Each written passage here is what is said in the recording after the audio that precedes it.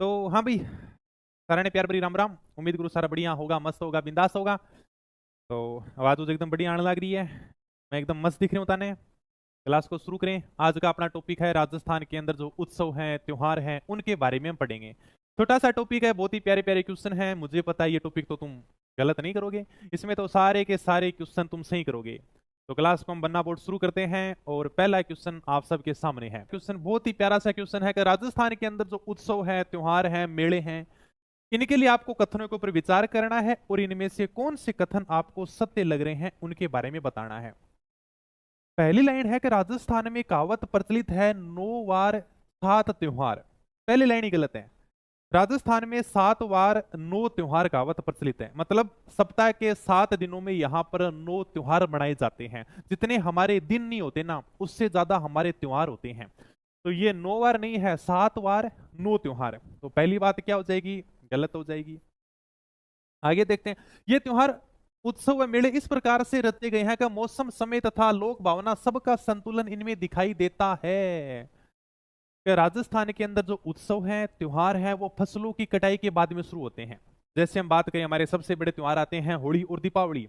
खरीफ फसलों की कटाई के बाद में हम दीपावली मनाते हैं और रबी फसलों की कटाई के बाद में हम होली का त्योहार मनाते हैं। तो हम ये कह रहे हैं कि हमारे ये जो लोक उत्सव हैं, ये जो हमारे त्योहार हैं, हमने इनको इस तरह से बनाया है कि हमने मौसम का भी ध्यान रखा है और लोगों की भावनाओं का भी ध्यान रखा है। त्योहार मनाने में एक अलग ही आनंद आता है। ठीक है।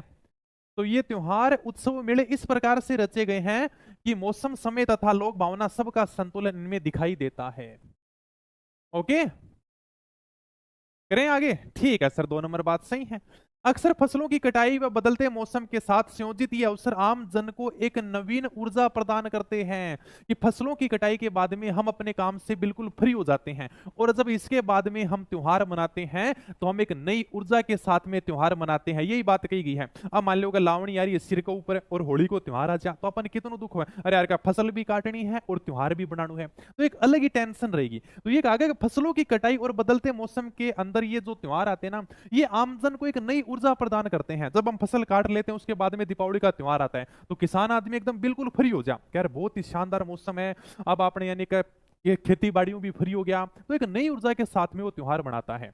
तो तीसरी बात भी सही है। ये उत्सव, त्योहार और मेले सांसारिक उलझनों में फंसे लोगों को कुछ समय के लिए शारीरिक और मानसिक शांति देते हैं, आनंद प्रदान करते हैं तथा राजस्थान की इंद्रधनुषी संस्कृति की पहचान को क्या करते हैं? प्रकट करते हैं। हम जब त्योहार, उत्सव मनाते हैं तो हमें बहुत खुशी होती है। भाई, त्योहार मनाते हुए किसको खुशी नहीं होती? सबको खुशी होती है। होली दीपावली का तो 1 महीने पहले चाव चढ़ जाता है कि त्योहार आने वाला है। हालांकि आजकल की पीढ़ी मेले त्योहार की खुशी को महसूस नहीं कर सकती, लेकिन अगर हम बात करें पीछे 5-7 साल पहले की, तो गांव में होली के 1 महीने पहले गीत शुरू हो जाते थे। होली ये त्रोलाम्बोटी कोलाम्बा डस की डोरी, आपने होली के गीत सुने होंगे। और साल में एक बार मेला भरता था गांव में, उसके अंदर सभी गांव वाले जाते थे।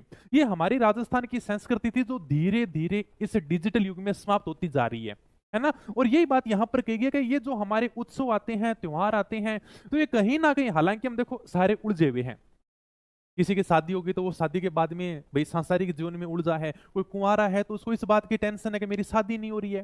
शादी वाला सोचता देखो कुंवारा आदमी कितना खुश है। तो सबकी अलग अलग उलझने हैं।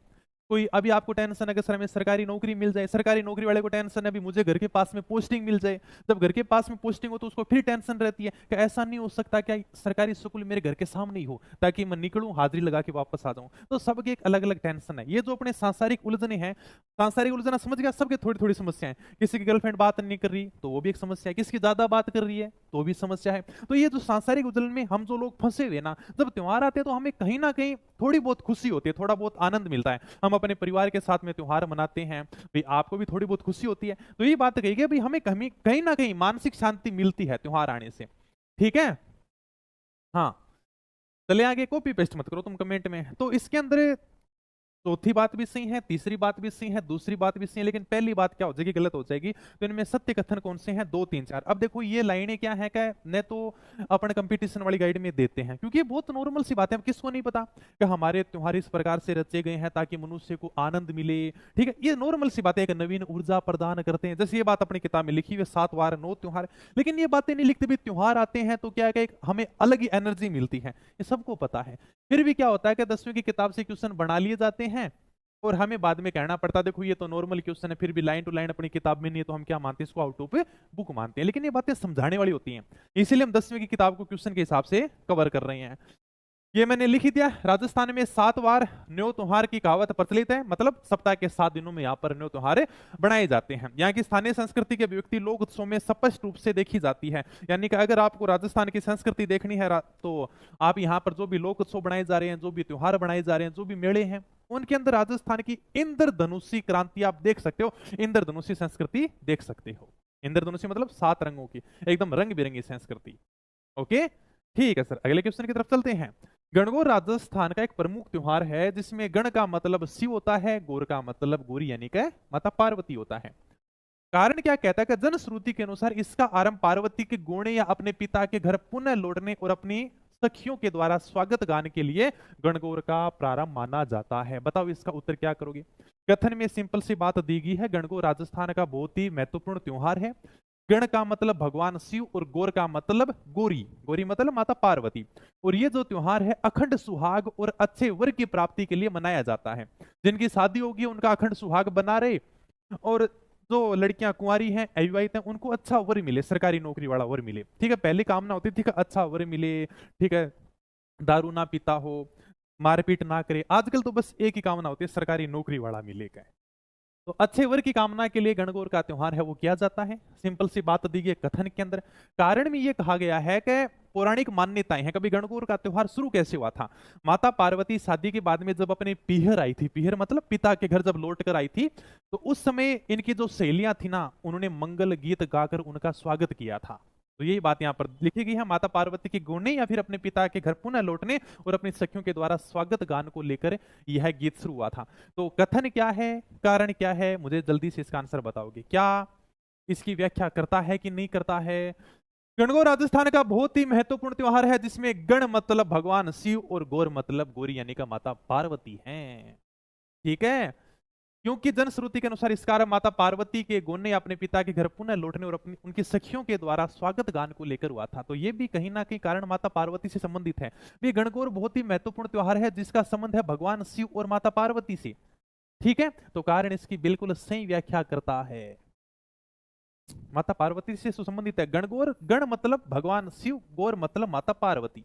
शुरू कैसे हुआ था भाई, क्या गणगौर राजस्थान का महत्वपूर्ण त्योहार है, भगवान शिव और माता पार्वती से संबंधित है, क्योंकि इसका आरंभ माता पार्वती के गोने से हुआ है। गोना समझ गए ना, कि शादी के बाद जब पहली बार यानी कि वापस ससुराल जाते हैं उसको भी गोना बोलते हैं, या फिर पिता के, ये जनश्रुति है। तो इसके आधार पर ये गणगौर का त्योहार है वो शुरू हुआ था। तो ए और आर दोनों सही हैं, और आर ए की बिल्कुल सही ढंग से व्याख्या करता है। हर हर महादेव। बताओ सावन के महीने में कौन कौन महादेव जी को याद कर रहा है। देखिए सर को टाइम नहीं मिल रहा, बोल तो दिया मैंने कई बार है, और बोल दूंगा मैं उनको। ठीक है, चलें फिर आगे। ठीक है सर, अगले क्वेश्चन की अपना देखते हैं। गणगौर से संबंधित कथनों में से आपको कौन सा कथन सत्य लग रहा है। ऑप्शन आपके नीचे दिए गए हैं।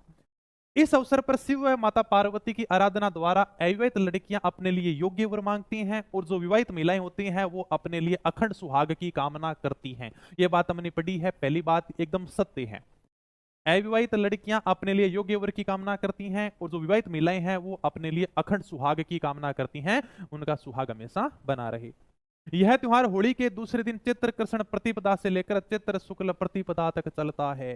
गणगौर का जो त्योहार है वो होली के दूसरे दिन चैत्र कृष्ण प्रतिपदा से लेकर, प्रतिपदा मतलब एकम, तो चैत्र कृष्ण इसको प्रतिपदा भी बोल सकते हैं, इसको हम क्या बोल सकते हैं, एकम भी बोल सकते हैं। तो चैत्र कृष्ण एकम से लेकर चैत्र शुक्ल तृतीया तक चलता है। कब तक चलता है, चैत्र शुक्ल तृतीया तक चलता है। बहुत इजी है, यहाँ तो तुम्हें कोई दिक्कत नहीं हुई होगी। कितने दिन चलता है बताओ। चैत्र कृष्ण एकम से लेकर अमावस्या 15 दिन तो ये हो गए, और चैत्र शुक्ल तृतीया 3 दिन ये हो गए, यानी कि टोटल गणगौर का त्योहार कितने दिन चलता है, 15 और 3 18 दिन चलता है भाई। आया मजा। इस मौके पर होली की राख के पिंड बनाकर जो के अंकुरों के साथ इनका पूजन किया जाता है। होली का त्योहार क्या आता है, पहले ही आता है, यानी कि फाल्गुन पूर्णिमा को अपने होली आती है, उसके बाद में गणगौर का त्योहार है वो शुरू हो जाता है। तो होली की जो राख होती है ना, होली की राख, उसके इस प्रकार से पिंड बनाए जाते हैं। होली की राख ले लेते हैं, उसके पिंड यानी कि राख का लाडू बनाए जाए। तो पिंड बनाकर जौ के बीजों के साथ में गणगौर के अवसर पर इनकी पूजा की जाती है। ये देखो फोटो, ये अपने होली की राख के पिंड बना लिए, ठीक है, लाडू सा बना लिया और फिर इन लाडुओं की जौ के बीजों के साथ में क्या करते हैं, पूजा करते हैं। यह बात अपनी किताब में सारी बातें लिखी हुई हैं, ये भी लिखी हुई है, ये भी है, ये भी है और ये है। देखो, अवैध लड़कियां उपवनों से फूलों को कलश में सजाकर गणगौर के गीत गाती हुई इन्हें अपने घर लेकर जाती हैं। ये बात नहीं है, बाकी तीनों की तीनों बातें अपनी किताब में है भी। जो कुंवारी लड़कियां होती हैं वो क्या करती हैं, फूलों को सजाती हैं भाई एक कलश के अंदर और इसको अपने घर ले जाती हैं गीत गाती हुई। तो ये बात भी सही है, ये बात सही है, ये सही है, मतलब 1 3 1 3 और 4। तो 1 3 और 4 जहां पर भी आपको दिखे वो आपका क्या हो जाएगा, राइट आंसर हो जाएगा। ठीक कर रहे हो, सारे के सारे सभी सत्य हैं, सभी सत्य वाले बिल्कुल गलत है, आप डी नंबर नहीं होगा आपका, इसमें 3 नंबर आपका एकदम राइट आंसर होगा। आगे चलते हैं अपन नेक्स्ट क्वेश्चन की तरफ। यदि गणगौर का त्योहार होली के दूसरे दिन चैत्र कृष्ण प्रतिपदा से लेकर चैत्र शुक्ल तृतीया तक चलता है। यह फोटो और भी विस्तार से देख सकते हो। भी गणगौर की पूजा की जाती है, कुंवारी लड़कियां अपने लिए योग्य वर मांगती हैं और जो विवाहित महिलाएं होती हैं वो अपना अखंड सुहाग मांगती हैं। भगवान शिव माता पार्वती की पूजा की जाती है, माता पार्वती के गोने का सूचक है। इसके अंदर आप देख सकते हो होली की राख के पिंड बनाए जाते हैं जो कि बीजों के साथ में इनकी पूजा की जाती है। और लड़कियां क्या करती हैं भाई साहब, कलश के अंदर फूल सजाती हैं, बहुत ही मधुर मधुर गीत गाती हैं और फिर इस कलश को अपने घर पर लेकर जाती हैं। ये एक साथ में फोटो में अपन चारों बातों को कंप्लीट कर चुके हैं। अगला क्वेश्चन है कि गणगौर से संबंधित आपको जो कथन दिए गए हैं इनके ऊपर विचार करना है। और ये आपके सामने 4 ऑप्शन इसमें क्या देखा है, इनमें से भी ये पूछा है कि कौन सा कथन आपको सत्य दिखाई दे रहा है। बताओ भी कौन सा कथन सत्य लग रहा है। गणगौर का त्योहार माता शिव पार्वती, अच्छा भगवान शिव माता पार्वती के रूप में ईश्वर जी और गणगौर की प्रतिमाओं के पूजन के द्वारा मनाया जाता है, ये हमने अभी पढ़ा है। महिलाएं मिट्टी की प्रतिमाओं को जलाशय में विसर्जित करती हैं और काठ की प्रतिमाओं को पुनः लाकर स्थापित कर देती हैं। कर्नल टोड ने उदयपुर के गणगौर की सवारी का बहुत ही रोचक वर्णन किया है जिसमें सभी जातियों के लोग रंग बिरंगे कपड़ों और आभूषणों से सुसज्जित होकर अटालिकाओं में बैठकर उदयपुर के अंदर गणगौर की सवारी देखते हैं। उदयपुर के अंदर ये गणगौर की सवारी उदयपुर के महलों से शुरू होती है और पिछोला झील के गणगौर घाट तक पहुंचती है और नौका विहार व आतिशबाजी के बाद में ये क्या हो जाती है, समाप्त हो जाती है। इसमें चारों की चारों बातें बिल्कुल सत्य लिखी गई हैं, 1 2 3 4। और ये तो अपने अभी रीट लेवल फेस्ट के अंदर आया भी था ये क्वेश्चन, तो गणगौर की सवारी वाला सिंपल सा वही। देखो पहली बात तो सिंपल सी दे रखी है कि गणगौर का त्योहार माता पार्वती भगवान शिव के पूजन के रूप में मनाया जाता है, सिंपल सी बात है। तो मिट्टी की जो मूर्तियां बनाई जाती हैं उनको तो जलाशय में विसर्जित कर दिया जाता है, ठीक है, कोई भी यानी का तालाब होता है उसमें विसर्जित कर देते हैं मूर्तियों को। और भाई काठ की जो लकड़ी की जो मूर्तियां होती हैं उनको दोबारा से घर लाकर स्थापित कर दिया जाता है। कर्नल टोड उदयपुर के अंदर गणगौर की सवारी का बहुत ही सुंदर वर्णन करता है कि भाई उदयपुर के अंदर सभी जातियों के लोग रंग बिरंगे कपड़े पहनते हैं, आभूषण पहनते हैं और फिर गणगौर की सवारी को देखने जाते हैं, ऐसा वर्णन करता है कर्नल जेम्स टोड। उसने ये कहा कि उदयपुर के अंदर जो गणगौर की सवारी शुरू होती है ना वो राजप्रसाद मतलब उदयपुर के महलों से शुरू होती है भाई। उदयपुर के अंदर जो राजमहल है वहां से गणगौर की सवारी शुरू होती है और ये सवारी जाती है अपने पिछोला झील है उदयपुर के अंदर ही। तो पिछोला झील के अंदर एक घाट बना हुआ है जिसका नाम है गणगौर घाट, वहां तक ये सवारी जाती है। तो ये अपने को ध्यान रखने, इसमें जो ध्यान रखने वाली बात है ना वो थोड़ी सी बस यही है 4 नंबर। उदयपुर के अंदर गणगौर की सवारी शुरू होती है उदयपुर के राजमहलों से भी। उदयपुर के अंदर जो राजमहल बने हुए हैं, अपने जो सिटी पैलेस महल बना उदयपुर के अंदर, वहां से गणगौर की सवारी निकलती थी राजमहलों से। तो सभी जातियों के लोग उस गणगौर की सवारी को देखने के लिए जाते थे, बहुत ही सुंदर रंग बिरंगे कपड़े पहनते थे, आभूषण भी पहनते थे। हाँ, इंग्लिश की किताब आ गई ना ब्रह्मास्त्र की, वो भी शानदार। अब यानी कि सोमवार से उसकी क्लासेस शुरू हो जाएंगी आपकी, इंग्लिश की और साइंस की दोनों अपने क्लासेस शुरू हो जाएंगी किताब के हिसाब से। ताकि ये मान लो कि अपने 2 महीने के अंदर अपने को सिलेबस पूरा कवर कराना है, 1 महीना आपका रिवीजन के लिए हो जाएगा। टोड बड़ा फेमस कथन का है, तो सिंपल सा ध्यान रख लोगे। उदयपुर में गणगौर की सवारी कहां से शुरू होगी, सर महलों से शुरू होगी भाई। भाई उदयपुर के अंदर जो राजप्रसाद है, उदयपुर के अंदर जो राजमहल है जिनमें राजा महाराजा निवास करते थे, वहां से गणगौर की सवारी निकलती थी। उस गणगौर की सवारी को देखने के लिए सभी जातियों के लोग उसमें शामिल होते थे। वो सभी जातियों के लोग रंग बिरंगे कपड़े पहनते थे, आभूषण सजाते थे। और वो गणगौर की सवारी कहां तक जाती थी, गणगौर घाट तक जाती थी। सर गणगौर घाट कहां पर है, पिछोला झील। अगर आप देखोगे तो ज्यादा दूरी नहीं है, अपने जो उदयपुर के महल बने हुए ना उनके पीछे अपने पिछोला झील है। तो पिछोला झील पर एक घाट है जिसका नाम है गणगौर घाट। तो वहां पर जाकर गणगौर की सवारी समाप्त होती थी उदयपुर के अंदर। तो उदयपुर की गणगौर का बहुत ही सुंदर वर्णन किया है कर्नल जेम्स टोड ने। समझ जाओगे, बिल्कुल समझ जाएंगे सर। तो इसमें चारों की चारों बातें सत्य हैं, बाकी मैंने एकदम नॉर्मल तरीके से तुम्हें समझा दिया है। ये वही पार्वती के अपने पिता के घर लौटने की स्मृति में महिलाएं गणगौर की काष्ठ की प्रतिमाओं को सजाकर मिट्टी की प्रतिमाओं के साथ किसी जलाशय पर जाती हैं। नृत्य और गीतों के साथ मिट्टी की प्रतिमाओं को विसर्जित कर देती हैं। काठ की जो मूर्तियां होती हैं उनको दोबारा से लाकर स्थापित कर दिया जाता है। हमेशा से गणगौर के अवसर पर गणगौर की सवारी का रिवाज रहा है। और उदयपुर के अंदर तो भाई साहब कर्नल जेम्स टोड ने बहुत ही शानदार वर्णन किया है। इसके अंदर कर्नल जेम्स टोड बताते हैं कि सभी जातियों के जो महिलाएं, बच्चे और पुरुष होते हैं वो क्या करते हैं, रंग बिरंगे कपड़े पहनते हैं, वस्त्र पहनते हैं, आभूषण पहनते हैं, गणगौर की सवारी देखने जाते हैं। ये सवारी तोप के धमाकों और नगाड़ों की आवाज से शुरू होती है। तोप कहां पर मिलेंगे? राजा के महलों में मिलेगी भी। तो तोप और नगाड़ों की आवाज से उदयपुर के राजप्रसाद, उदयपुर के जो राजमहल है वहां से गणगौर की सवारी शुरू होती है। पिछोला झील के अंदर गणगौर की घाट पर जाकर समाप्त होती है। और बहुत ही सुंदर ये हमें सवारी देखने को मिलती है। ये नॉर्मल सी बात जो मैंने अभी बताई क्वेश्चन के माध्यम से, ये अपने 10वीं की किताब में इस प्रकार से पूरी लाइनें दी गई हैं। और प्रत्येक लाइन को मैं आपको बढ़िया तरीके से समझाता चल रहा हूं। ओके, चलें आगे, बताओ। चलो फिर आगे चलते हैं। चलो नेक्स्ट क्वेश्चन की तरफ चलते हैं भाई।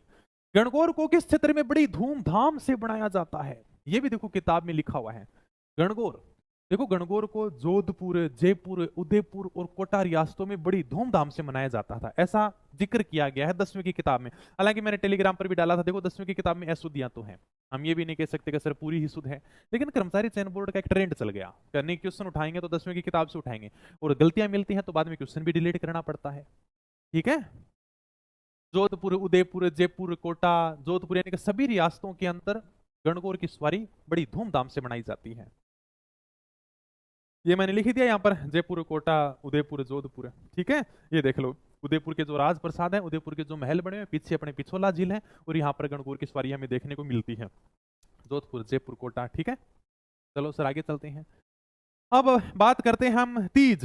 तीज त्योहारा बावड़ी ले डूबी गणगौर, तो हम तीज की बात करते हैं। जयपुर में तीज के त्योहार पर निकलने वाली तीज की सवारी को देखने के लिए राज्य भर से हजारों लोगों के साथ विदेशी पर्यटक भी आते हैं। ठीक है, इस प्रसिद्ध जुलूस में राजस्थानी वेशभूषा में लोग राजस्थानी लोकगीत और नृत्य करते नजर आते हैं, जबकि हाथी, घोड़े, ऊंट और महावतों का इस सवारी में शामिल होना पूरी तरह से वर्जित होता है, मतलब प्रतिबंधित होता है, प्रतिबंध होता है। पहली बात तो इसके अंदर बिल्कुल सत्य है। राजस्थान में गुलाबी नगर, गुलाबी नगर मतलब जयपुर, जयपुर के अंदर तीज का त्योहार बहुत फेमस है। हर महिला की एक इच्छा होती है कि बस जयपुर के अंदर एक बार तीज की सवारी दिखा दोगे। और आज भी यानी कि जब तीज की सवारी निकलती है तो प्रशासन, आज भी यानी कि पुलिस की जो ड्यूटी लगती है, अगर आज भी आप देखोगे तो राजा महाराजाओं के जमाने की तरह उसी प्रकार से हाथी, घोड़े, ऊंट, पुलिस के जवान जो वर्दी के अंदर आपको दिखाई देंगे तीज की सवारी में। और अगले दिन अखबार के अंदर हेडलाइन भी आती है, जयपुर में बहुत ही सही अंदाज में तीज की सवारी निकली है। तो तीज की प्रतिमा के साथ में पूरा का पूरा जुलूस निकलता है। राजस्थानी वेशभूषा के अंदर लोग एकदम राजस्थानी लोकगीत गाते हुए, डांस करते हुए आपको उस सवारी में नजर आएंगे। तो ये बात सही है कि जयपुर में तीज के त्योहार पर तीज की सवारी देखने के लिए हजारों लोग आते हैं, विदेशी पर्यटक भी आते हैं। जयपुर में तीज की सवारी दिखा दो तो हर किसी का सपना होता है। इस जुलूस में राजस्थानी वेशभूषा के अंदर राजस्थानी लोग भी होते हैं जो लोकगीत गाते हैं, लोक नृत्य करते हैं। इसके अंदर आपको हाथी, घोड़े, ऊंट और महावत भी देखने को मिलेंगे। तो पहली बात तो सही है, लेकिन दूसरी क्या हो जाएगी? गलत हो जाएगी। इस प्रकार से देखो, जयपुर यानी कि जिसको हम गुलाबी नगरी भी कहते हैं। ठीक है, राजस्थान में गुलाबी नगर जयपुर का तीज का त्योहार बहुत प्रसिद्ध है। तीज की सवारी में सजे सजाए हाथी आते हैं, घोड़े, ऊंट वर्दी में पहने हुए उनके महावत होते हैं। इस प्रकार से घुड़सवार आदि तीज की प्रतिमाओं के साथ जुलूस में चलते हैं। राजस्थानी वेशभूषा में लोग राजस्थानी लोकगीत भी गाते हैं और राजस्थानी नृत्य भी करते हैं। चलिए अगले क्वेश्चन की तरफ। चलो भाई, तीज के त्योहार से संबंधित आपको कौन सा कथन सत्य लग रहा है? वर्षा ऋतु में सावन माह में मनाया जाने वाला तीज का त्योहार राजस्थान की महिलाओं का सर्वाधिक प्रिय त्योहार है, सबसे अच्छा त्योहार है। और यह सावन शुक्ल तृतीया को बालिकाएं एवं नवविवाहिताएं इस त्योहार को मनाती हैं। यह त्योहार विवाह के पश्चात पहली बार ससुराल में मनाने की परंपरा है। मान्यता है कि विवाह के बाद के पहले सावन में सास और बहू को एक साथ रहना चाहिए, इसलिए पियर पक्ष किसी अनिष्ट की आशंका से उसे ससुराल में भेज देता है। इस अवसर पर सभी नवविवाहित पेड़ों के ऊपर झूला ढालकर झूलती हैं तथा साथ में ऋतु और श्रृंगार संबंधी गीत भी गाती हैं। तीज से एक दिन पहले हाथों और पांव में मेहंदी लगाई जाती है। तालाबों के किनारों पर मेलों का आयोजन होता है। इस त्योहार के आसपास खेतों में मोठ, बाजरा, फली की बुआई की जाती है। बताओ इनमें से आपको कौन सा कथन क्या लग रहा है, सत्य लग रहा है? पहली बात बिल्कुल सत्य है। कभी देखो, वर्षा ऋतु में आता, सावन के महीने में आता है तीज का त्योहार। अभी पता नहीं कौन से एग्जाम में सिंपल सा क्वेश्चन पूछा था कि वर्षा ऋतु में मनाया जाने वाला त्योहार कौन सा है, या तो एलडीसी में आया था, वनपाल में आया था, पूछा था कर्मचारी चयन बोर्ड नहीं। वर्षा ऋतु मतलब सावन के महीने में, सीधा सा पूछ लिया था, ये लाइन उठाई थी। तो वर्षा ऋतु में मनाया जाने वाला तीज का त्योहार कौन सा है? ऑप्शन में दे रखे थे दशहरा, जो कभी नहीं होता, होली फाल्गुन में आती है, एक तीज दे रखा था, एक और थी गणगौर, गणगौर भी चैत्र के महीने में आता। तो वैसे भी तुम ऑप्शन के हिसाब से कर दोगे। बस लाइन इसी प्रकार से देखिए, वर्षा ऋतु के अंदर सावन के महीने में तीज का त्योहार मनाया जाता है। महिलाओं का सर्वाधिक प्रिय त्योहार है। मैंने तीज की तुम्हें कई कहानियां भी सुनाई हैं क्लास के अंदर। श्रावण शुक्ल तृतीया को जो बालिकाएं होती हैं, जो नवविवाहिताएं होती हैं, वो इस त्योहार को मनाती हैं। यह त्योहार विवाह के बाद पहली बार ससुराल में मनाने की परंपरा नहीं है। दूसरी बात गलत है, विवाह के पश्चात पहली बार पीहर में मनाने की परंपरा है। कहते हैं कि शादी के बाद जो पहला सावन आता है, उसमें सास और बहू को एक साथ नहीं रहना चाहिए। कभी अगर एक साथ रहेंगी तो भी एक मान्यता है कि ससुराल पक्ष को लगता है कोई अनहोनी हो जाएगी, तो पहले ही बहू को क्या कर देते हैं, पीहर भेज देते हैं। ऐसी एक मान्यता है। तो इसके अंदर क्या है कि तीज का जो त्योहार आता है, सावन के अंदर सास, पहला सावन की बात है, उसके बाद में अगले सावन में तो रहो, लेकिन पहले सावन की बात है कि सास और बहू को एक साथ में नहीं रहना चाहिए। मुझे बताओ कि इस किताब को पढ़ने से पहले ये बात किस किस को पता होगी? कभी पहलो सावन आवे तो पहले सावन के अंदर सास और बहू ने एक साथ नहीं रहना चाहिए। ये बात तो नॉर्मल है, बच्चों वाली बात ये तो पता होगी। अगर तुम्हें ये भी पता नहीं है, फिर तो भाई तुम बहुत ही शहरी हो चुके हो। फिर तो थोड़ा बहुत तुम्हें बूढ़िया कर बैठना पड़ेगा, ये नॉर्मल बातें सीखनी पड़ेंगी। शादी के बाद जो पहला सावन आता है ना, जिसके अंदर अपने तीज का त्योहार आता है, इसके अंदर सास और बहू को एक साथ में नहीं रहना चाहिए। और क्यों नहीं रहना चाहिए, इसका कारण किसी को पता है? साइंस की बुक का सॉल्यूशन करवा देंगे सोमवार से, साइंस का और अंग्रेजी का दोनों की क्लास शुरू करवा देंगे किताब के हिसाब से।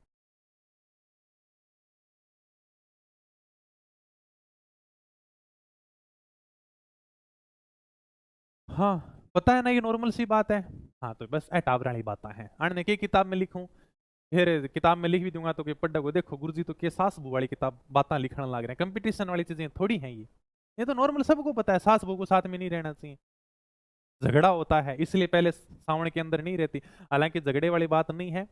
बूढ़िया कह के गया है कि जो ब्याह का 2 साल हुआ ना, बड़ा करड़ा हुआ है। क्या करड़ा को मतलब यो है कि अगर आप देखोगे ना, जैसे एक लड़ाई होना, तो ये शादी के 2 साल के अंदर ही होती है, हकीकत बात है। मान लो लड़कों के लिए भी मेरी तरफ से एक थोड़ा सा मान लो का मार्गदर्शन ही है, और जो लड़कियां हैं वो भी, अगर तुम चाहते हो कि भाई के तुम्हारा शादीशुदा जीवन एकदम अच्छा रहे, तुम खुश रहो, तो 2 साल तक क्या करना है, तुम्हें 2 साल तक एकदम कंट्रोल रखना है। पति तुम्हें कुछ बोल दे तो 2 साल तक कुछ भी मत बोलो, पत्नी तुम्हें कुछ बोल दे तो 2 साल तक कुछ भी मत बोलो। ये जो शादी के 2 साल होते हैं ना, बड़े करड़े होते हैं। करड़ा को मतलब अगर रिश्ते टूटते हैं तो इन्हीं 2 सालों के बीच में टूटते हैं, हकीकत बात है। अगर कोई अनहोनी होती है, कोई बात होती है, क्योंकि फिर बाद में बुरा लगना ही खत्म हो जाएगा। अगर मान लो तो शुरुआत का शादी के अंदर 1-2 साल में ते पत्नी ने थोड़ा सा डांट देगा ना, तो वह रोने लग जाएगी। और वह सबसे पहली आपका पीर वाला ने बताओगी, आज तो मैंने न्यू कह दी, छोटी सी बात भी होती है ना, वो बड़ी बुरी लगती है। तो पीर वाला भी आने का लठ लेगी तैयारी रहेगा, हमारी छोरी ने न्यू क्यों कर बोल दी होते क्या। तो ये 2 साल हर छोटी छोटी बात बुरी लगती है। शादी के 3-4 साल बीतने तो आप पत्नी को कुछ भी कहना, उसको फर्क ही नहीं पड़ेगा। हकीकत बात आप देख लेना चाहिए। अब अल्लाह माँ बाप सागे रहने लग रहा, 5-7 साल हो जाते हैं, 10 साल हो जाते हैं, फिर कोई फर्क नहीं पड़ता। और 25-30 साल बाद में तो वैसे ही फर्क नहीं, वो फिर तो कुछ है ही नहीं। ये तो हकीकत बात है, एकदम सही बात बता रहा हूँ।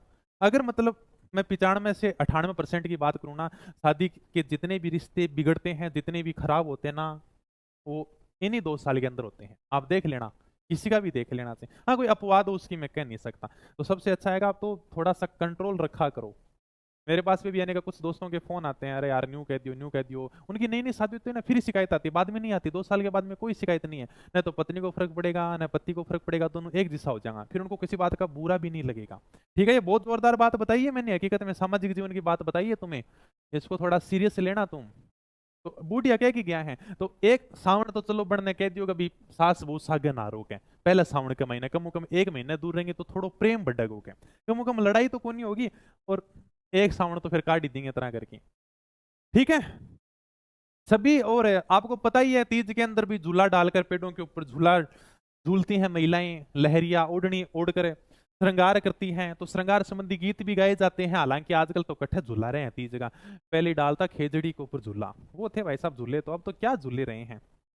एक दिन पहले हाथों और पांव में मेहंदी लगाई जाती है। अब ये किताबों में लिखने वाली बातें थोड़ी होती हैं कि हाथों में और पांव में मेहंदी लगा हुए तीज के ऊपर, ये आपको पता ही है। छोटा मोटा त्योहार आ जाए तो भी अनेक गांव में लड़की के अगर मेहंदी लगा ले हैं, छोटा सा कोई भी, आज तो पुन्नी में तुम्हें मेहंदी लगाने लग रही हूँ, 2-4 दिन में कुछ को तो शौक ही होता है।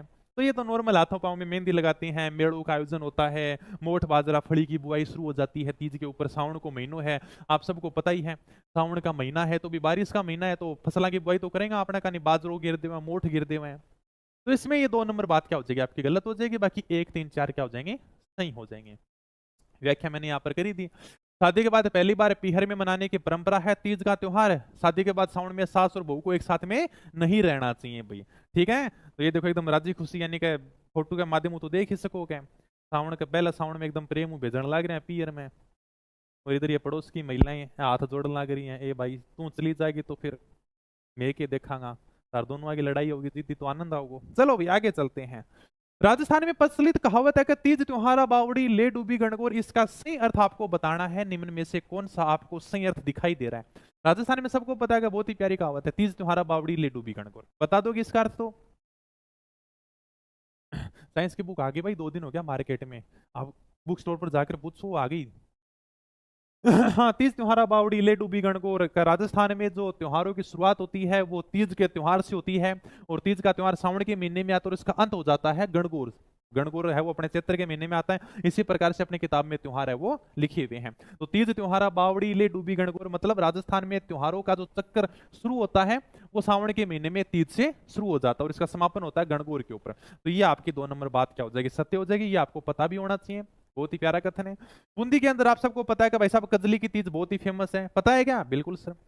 तो इसके अंदर आपको मिलान करना है कि बूंदी के अंदर कजली की तो तीज है वो अपने कब शुरू होती है, इसकी शुरुआत कहाँ से होती है और ये समाप्त कहाँ पर होती है जाकर। जैसे अभी हमने पढ़ा कि उदयपुर के अंदर गणगौर की सवारी बहुत ही फेमस है, उदयपुर के अंदर जो राजमहल है वहां से गणगौर की सवारी शुरू होती है और ये पिछोला जिले के गणगौर घाट पर जाकर समाप्त हो जाती है। तो तीज का त्योहार पूरे राजस्थान में सावन के महीने के अंदर ही बनाया जाता है, सावन शुक्ल तृतीया को। लेकिन बूंदी के अंदर यह तीज का त्योहार भाद्रपद कृष्ण तृतीया को बनाया जाता है, उसी की अपने यहां पर बातें कर रहे हैं। तो तिथि तो आ जाएगी इसके अंदर अपने भाद्रपद कृष्ण तृतीया, और इसका जो शुरू होती है ना बूंदी के अंदर कजली तीज की जो अपने सवारी वो अपने नवल सागर से शुरू होती है, नवल सागर झील है बूंदी के अंदर, वहां से शुरू होती है और कुंभा स्टेडियम पर जाकर ये समाप्त हो जाती है। तो ये आपको थोड़ा सा ध्यान रखना है। तो बूंदी के अंदर कजली तीज बहुत बार पूछा गया, कजली तीज कहाँ की प्रसिद्ध है, कजली तीज बूंदी की प्रसिद्ध है, कब बनाई जाती है, भाद्रपद कृष्ण तृतीया को मनाई जाती है। इसकी शुरुआत होती है नवल सागर झील अपने बूंदी के अंदर, वहां से शुरुआत होती है और कुंभा स्टेडियम पर जाकर यह समाप्त हो जाती है। तो यही है तीज का त्योहार, पूरे राजस्थान में श्रावणी तीज को मनाया जाता है, बूंदी में भाद्रपद कृष्ण तृतीया को मनाया जाता है। इसमें सुसज्जित पालकियों में तीज का त्योहार बड़े जुलूस और आनंद के साथ मनाया जाता है, नवल सागर से शुरू होकर कुंभा स्टेडियम पर जाकर समाप्त हो जाता है। अगला क्वेश्चन देखते हैं अपना होली का। होली का त्योहार केवल एक धार्मिक उत्सव नहीं है, बल्कि यह ऋतु परिवर्तन और ग्रामीण अर्थव्यवस्था के उल्लास को भी प्रकट करता है। अच्छा, यह त्योहार फाल्गुन पूर्णिमा को मनाया जाता है जो रबी की फसल की कटाई का समय होता है और इससे जनमानस मनोरंजन के लिए उत्साही हो जाता है। तो बताओ इसके अंदर मैं राइट आंसर क्या करूं। होली का त्योहार केवल एक धार्मिक उत्सव नहीं है। हाँ बताओ।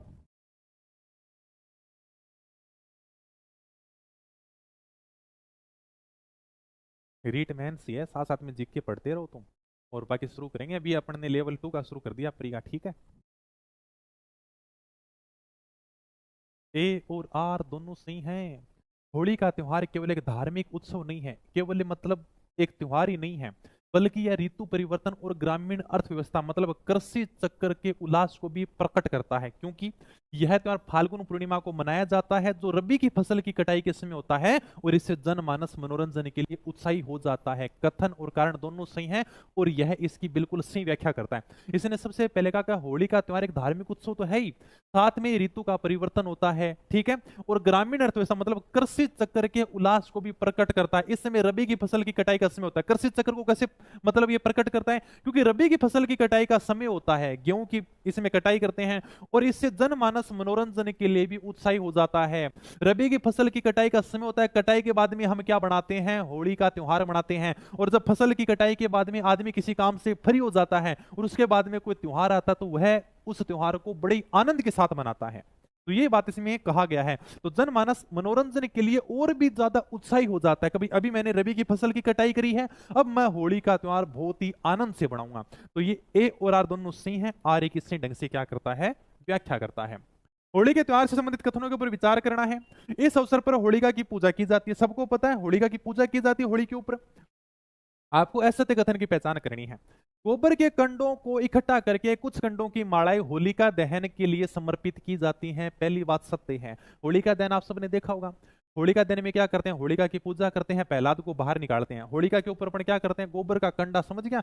मैं तो देखो आनंद ने बोलता बड़कुलिया, ठीक है, यानी कि गोबर का कोई चांद बनाता कोई सूरज बनाता है ना। और ए प्रकार बड़कुलिया बनाता, फिर बैंक के अंदर आप कातर भी लगाता, कातर समझ गया, यानी कपड़े होते थे, कोई कांच भी लगाते थे उसको सजाने के लिए, तो बड़कुलिया, इसमें तो लिखा गोबर के कंडो।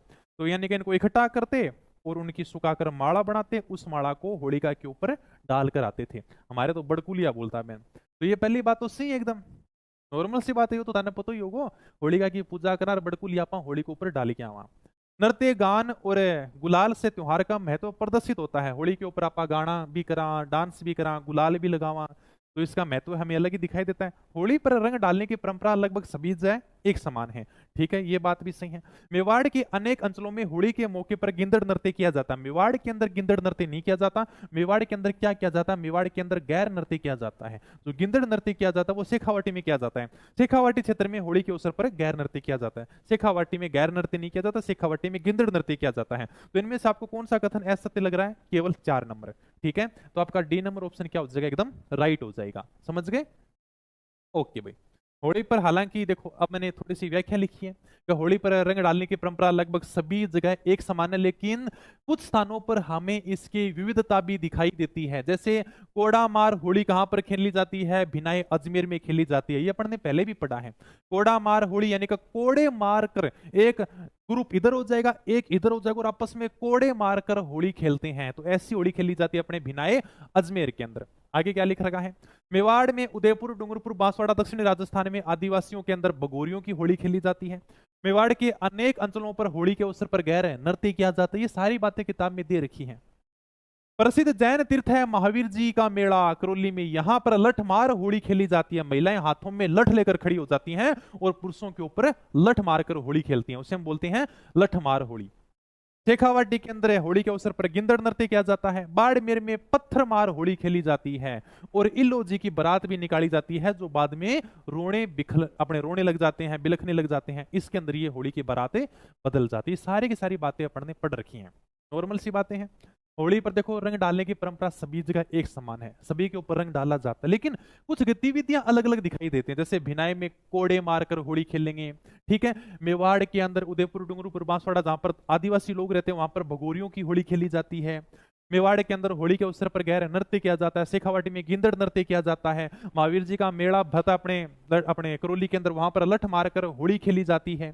शेखावाटी में गिंदड़ नृत्य करते हैं। बाड़मेर के अंदर पत्थर मार होली खेली जाती है। इलोजी की बारात निकाली जाती है, इलोजी, ठीक है, जिनकी जो बारात है वो बाद में रोने लग जाती है, बिलखने लग जाती है। कहते हैं कि जो होलिका थी वो इलोजी की प्रेमिका थी। ऐसी अपने को बातें मिलती हैं। ओके, ये थोड़ी सी व्याख्या दी गई किताब के हिसाब से। सभ्य समाज द्वारा होली पर बाप की अर्थी, बेटे की बारात और पुत्र का जन्म, मतलब आपको जन्म, मरण और परण का प्रदर्शन तथा 200 वर्ष पुराने नाहन उत्सव के तहत खेल तमाशों द्वारा मनोरंजन, ये दोनों सांस्कृतिक आयोजन क्रमशः राजस्थान के किन स्थानों से संबंधित हैं। सर ये बात तो थोड़ी नई है, बिल्कुल नहीं है। बताओ, देखो होली के अवसर पर बाप की अर्थी निकाली जाती है, बेटे की बारात निकाली जाती है और पुत्र का जन्म होता है। एक ऐसी यानी कि होली के अवसर पर एक जुलूस निकाला जाता है जिसमें क्या होता है, पोते का जन्म होता है, मतलब बात जन्म से संबंधित है। एक यानी का जयपुर के अंदर क्या होता है कि होली के अवसर पर सभ्य समाज के द्वारा एक कार्यक्रम का आयोजन किया जाता है, जिसके आप फोटो भी देख सकते हो, ठीक है। तो सभ्य समाज क्या करता है, होली के अवसर पर एक आयोजन करता है। उस आयोजन में क्या दिखाता, पोते का जन्म दिखाता। भी पोते का जन्म हो रहा है, बेटे की बारात जा रही है, परण यानी कि शादी करने जा रहा है, और बाप की अर्थी दिखाई जाती है, मतलब मरने से संबंधित। उस कार्यक्रम में तीनों की तीनों चीजें एक जगह दिखाई जाती हैं। जन्म हो रहा है, किसी का मरण हो रहा है और किसी की शादी हो रही है। बाप की अर्थी, बेटे की बारात, पोते का जन्म। तो ये जो इस प्रकार से कार्यक्रम निकाला जाता है, ये निकाला जाता है जयपुर के अंदर, ठीक है। उदयपुर तीनों का, जयपुर के अंदर इस प्रकार से एक सवारी निकाली जाती है, कार्यक्रम का आयोजन किया जाता है। नहान उत्सव, नहान उत्सव सांगोद, कोटा, उरावा का प्रसिद्ध है भाई। नहान उत्सव कोटा के आवा और सांगोद कस्बे में 200 वर्ष पुराने नहाण का आयोजन किया जाता है। होली पर मतलब खेल तमाशे दिखाई जाते हैं। तो ये तो पूछा भी गया है, नहाण कहाँ का प्रसिद्ध है? नहाण सांगोद कोटा का प्रसिद्ध है। और एक जगह और है आवा, आवा और सांगोद कोटा के अंदर है, तो यहाँ का नहाण प्रसिद्ध है। ये देख लो भी, जन्म मरण परण, ठीक है, और खेल तमाशे दिखाए जाते हैं अपने आवा और सांगोद, ठीक है। तो ये मैंने बस वो नॉर्मल सी बातें लिख रखी हैं जो मैंने आपको समझाया है, इसके अलावा कुछ भी अलग नहीं है। बाकी पीडीएफ में पूरी की पूरी डाली दूंगा टेलीग्राम के ऊपर, आप आराम से देख लेना। अपना छोटा सा टेलीग्राम ग्रुप अपनी पढ़ाई के नाम से, इसे आप ज्वाइन कर लेना, वहां पर आपको पूरी पीडीएफ मिल जाएगी। तो इनको आपको सम्मिलित करना है, होली का प्रकार और कौन से स्थान से संबंधित है। जैसे अभी देखा कोड़ा मार होली, कोड़ा मार होली हमने अभी पढ़ा था, भिनाई अजमेर में खेली जाती है। लोग आपस में एक दूसरे को कोड़ा मारकर होली खेलते हैं। ए में आ जाएगा 4 नंबर और आपका राइट आंसर निकल जाएगा। भगोरियों की होली है वो आदिवासियों के द्वारा खेली जाती है उदयपुर, डूंगरपुर, बांसवाड़ा के अंदर, ठीक है। लठमार होली है वो कहाँ की प्रसिद्ध है? महावीर जी करौली की प्रसिद्ध। और पत्थरमार होली बाड़मेर की प्रसिद्ध है, इलोजी की बारातें निकाली जाती है। एक साथ में आपकी याद हो गया, कोई टेंशन की बात नहीं है। ये फिर वही मैंने अभी जो आपको समझाया था वही सारी की सारी बातें लिख रखी हैं, कुछ भी अलग नहीं है, अभी मैंने समझा दिया है। वैशाख माह के शुक्ल पक्ष की तृतीया को अक्षय तृतीया कहते हैं। इसे जन सामान्य अबूझ सावे के रूप में मनाता है। अक्षय तृतीया, अक्षय तृतीया पता है? ओ सर बिल्कुल पता है, जिसके ऊपर सबसे ज्यादा अबूझ सावे होते हैं। अबूझ सावे का मतलब होता है कि किसी को पूछने की जरूरत नहीं है, अबूझ सावा है। पंडित जी को भी मत पूछोगा सर शुभ मुहूर्त क्या है, कोई शुभ मुहूर्त नहीं है अक्षय तृतीया के दिन, मतलब पूरा ही शुभ मुहूर्त है, कोई फिक्स टाइम नहीं है। अक्षय तृतीया के दिन सबसे ज्यादा बाल विवाह होते हैं। इसी दिन राजस्थान में सबसे ज्यादा क्या होते हैं? बाल विवाह होते हैं। तो प्रशासन इस दिन बहुत अलर्ट रहता है। तो वैशाख का महीना होता है, शुक्ल पक्ष की तृतीया होती है, और इसे हम क्या कहते हैं? अक्षय तृतीया कहते हैं। और इस दिन अबूझ सावे का मतलब है किसी से भी बूझना नहीं है, अबूझ सावा है, इस दिन आप खूब शादियां करोगे, लेकिन बाल विवाह नहीं करना है, बाल विवाह नहीं करना है। अबूझ सावे का मतलब है ऐसा सावा किसी को बूझना ही नहीं है, पूरा ही अबूझ सावा है। ओके सर, तो जन सामान्य इसे क्या कहता है? अबूझ सावा के रूप में इसे मनाता है। अक्षय तृतीया के दिन खेतों में हल चलाकर अच्छी वर्षा और फसल की कामना की जाती है। तो ये अबूझ सावा तो है ही अक्षय तृतीया, मतलब इस दिन बाल विवाह खूब होते हैं, लेकिन इस दिन खेतों में हल भी चलाई जाता है और अच्छी बारिश की कामना भी की जाती है, अच्छी फसल हो ऐसी भी कामना करते हैं। बाजरा, गेहूं, चावल, तिल, जौ इत्यादि प्रकार के 7 अनाजों की भी पूजा की जाती है। बाजरे का खिचड़ा भी बनाया जाता है। तो बताओ इसमें से मैं राइट आंसर क्या करूं? एक ऐसे करूं भी? देखो दोनों की दोनों बातें आपस में सत्य हैं। एक में तो दिया गया अबूझ सावा और दूसरे में दिया गया खेती के बारे में। तो एक तो अबूझ सावा अलग है, खेती अलग है, इनका आपस में कोई संबंध नहीं है। तो इसमें आंसर क्या हो जाएगा? बी आंसर एकदम राइट हो जाएगा। दोनों कथन सही है, अबूझ सावे और खेती का आपस में कोई संबंध नहीं है, आर्य की व्याख्या नहीं करता है। अक्षय तृतीया के संबंध में कथनों में से आपको कौन सा कथन असत्य लग रहा है? इस दिन ग्रामीण अंचलों में बिना मुहूर्त निकलवाए ही बड़ी संख्या में बाल विवाह होते थे और प्रशासन के कड़े रुख व जागरूकता के कारण ये बहुत कम हो गए हैं। अभी मैंने बताया बिल्कुल आजकल तो कम हो चुका है। इस दिन गेहूं, बाजरे आदि का खिचड़ा बनाया जाता है, गुड़ की गलवाणी, मांगुड़ी का साग बनाया जाता है। साग समझोगे? गांव में तो आज भी बोल रहे हैं क्या वो साग बनाए हो है क्या? साग मतलब शहरी लोगों के लिए बता रहा हूँ सब्जी। तो साग ने क्या बोले? देखो किताब में भी साग ही लिख रहा है। तो मांगुड़ी की सब्जी खाई मांगुड़ी, मांगुड़ी लिखा है, बताओ। मंगोड़ी बोल रहा है, मंगोड़ी, ठीक है। मंगोड़ी की सब्जी खाई है क्या? क्या की खाई है मंगोड़ी की सब्जी?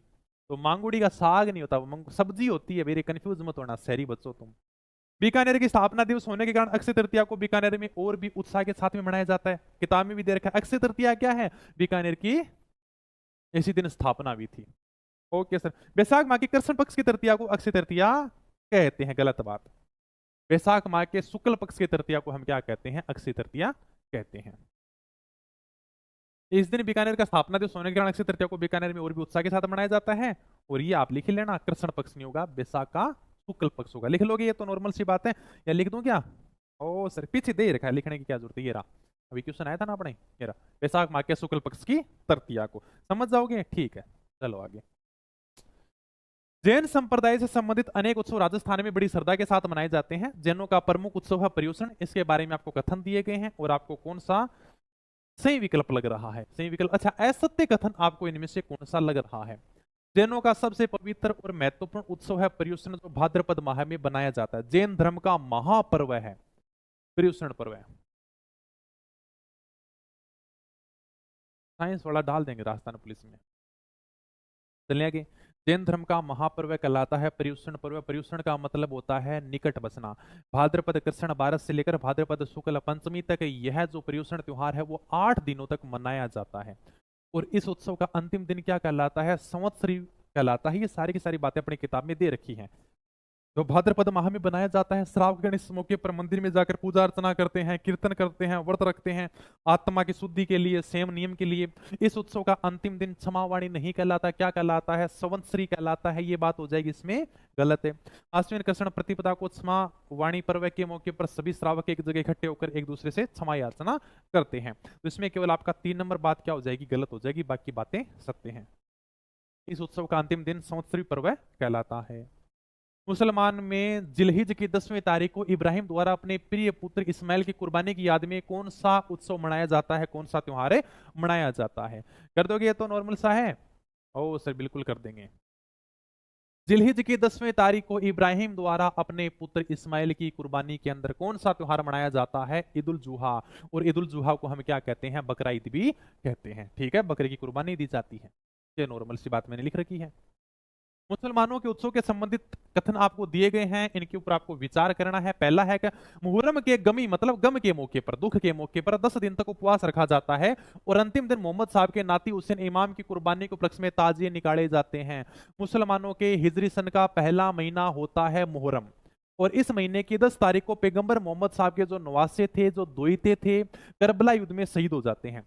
उस दुख के अंदर मुहर्रम महीने की 10 तारीख को क्या निकाले जाते हैं? ताजिए निकाले जाते हैं। इस प्रकार से अर्थी निकाली जाती है। तो पहली बात एकदम बिल्कुल सत्य है। शबे बारात का त्योहार बड़ी खुशी का होता है। ऐसा माना जाता है कि उस दिन सभी मानव के कर्मों की जांच होकर उनके कर्मों के अनुसार उनके भाग्य का निर्धारण किया जाता है। शबे बारात का त्योहार कब आता है? शाबान माह की 14 तारीख को मनाया जाता है। इस दिन पैगंबर मोहम्मद साहब की मुलाकात आकाश में ईश्वर से होती है। मुसलमान अपने भूल और पापों की माफी के लिए खुदा से प्रार्थना करते हैं और यही बात लिखी है, कर्मों की जांच और उनके कर्मों के अनुसार भाग्य का निर्धारण होता है, तो भी माफी मांगी जाती है खुदा से। तीसरी बात, मोहम्मद साहब की पवित्र जन्म और मरण की स्मृति में 12 वफात का त्योहार मुस्लिम समाज बड़ी श्रद्धा से मनाया जाता है। रबी उल अव्वल माह की 12 तारीख को पैगंबर मोहम्मद साहब का जन्म हुआ था और उसी समय 12 वफात का त्योहार अपने मनाया जाता है। उसी के अंदर मृत्यु होती है मोहम्मद साहब की उसी महीने में। तो रमजान की समाप्ति का दिन ईद उल फितर कहलाता है, जिस दिन नई पोशाक में मुस्लिम समाज आपसी मेल मिलाप करता दिखाई देता है। ईद उल फितर को हम क्या कहते हैं? सवियों की ईद भी बोलते हैं, मीठी ईद भी बोलते हैं। रमजान के अंदर 30 रोजे रखने के बाद में सवाल माह की पहली तारीख को, मतलब रमजान की समाप्ति के बाद में अगला महीना था सवाल का महीना, तो पहली तारीख को शुक्रिया के तौर पर यह त्योहार मनाया जाता है। तो इसके अंदर आपको सारी की सारी बातें क्या रख रखी हैं? बिल्कुल सत्य दे रखे हैं। और ये अपन ने सारी किताब में दे भी रखा है। मुस्लिम जो त्योहार हैं उसके अंदर ये अपन ने सब पढ़ा भी रखा है। आगे चलते हैं। ईसाई उत्सव में 1 जनवरी, Easter, Good Friday, Christmas Day आदि प्रमुख त्योहार हैं जिन्हें लोग गिरजाघरों एवं ईसाइयों के निवास स्थान में बड़े उल्लास के साथ में मनाते हैं। ठीक है, पहली बात एकदम सत्य है। ठीक है सर। प्रमुख लोक उत्सवों के अतिरिक्त महापुरुषों की जयंती भी मनाई जाती है, जैसे महावीर जयंती, नरसिंह जयंती, व्रत उपवास रखे जाते हैं, अमावस्या का व्रत है, निर्जला एकादशी है, इनके भी उत्सव मनाए जाते हैं। तो ये कथन और कारण दोनों सत्य है, लेकिन ये एक दूसरे की व्याख्या नहीं करते हैं। ओके, ठीक है। प्रमुख लोक उत्सव के अतिरिक्त जैसे महापुरुषों की जयंती भी मनाई जाती है, जैसे सर महावीर जयंती मनाते हैं, नरसिंह जयंती, हनुमान जयंती, बुद्ध जयंती, व्रत उत्सव मनाते हैं अपन, अमावस्या का व्रत मनाते हैं, वट सावित्री व्रत, निर्जला एकादशी, देव झूलने एकादशी, हरतालिका तीज, पवित्र चतुर्दशी, ऋषि पंचमी, अनंत चतुर्दशी, गोपाष्टमी, आंवला एकादशी, सब अपन ने पढ़ा रखा है। तो इसमें नॉर्मल सा दिया रखा है। अपने राजस्थान के अंदर महापुरुषों की जयंती भी मनाते हैं, मतलब लोक उत्सव के अतिरिक्त। जैसे अपने भाई सभी त्योहार पढ़े, हिंदू धर्म के त्योहार पढ़े, मुसलमान के अपने त्योहार पढ़े हैं, ईसाई समाज के अपने त्योहार पढ़े हैं। इसके अलावा त्योहार तो हैं ही अपने, इसके अलावा लोक उत्सव के अतिरिक्त हम महापुरुषों की जयंती भी मनाते हैं। तो ये बात लिखी गई है। कौन कौन सी जयंती मनाते हैं ये आप थोड़ा सा देख लेना बस। ओके, बस इतना ही है। ओके, आज तो जल्दी कंप्लीट हो गए फिर हैं। तो अब जब अपन ने उत्सव और त्योहार है वो कंप्लीट कर लिए हैं, अगली क्लास में हम जो राजस्थान के अंदर मेले बनाए जाते हैं उनको कंप्लीट कर लेंगे। फिर आपका टॉपिक कंप्लीट हो जाएगा। बताओ आपको क्लास कैसी लग रही है? हालांकि इसमें क्या है, कुछ ऐसी चीजें हैं जो बच्चों वाली हैं, समझने वाली हैं, वो अपन थोड़ा सा किताब के हिसाब से देख लेते हैं। बाकी कह रहा हूँ ब्रह्मास्त्र पढ़ लो आराम से, क्लास में समझा रखा है, कुछ भी आपको देखने की जरूरत नहीं है।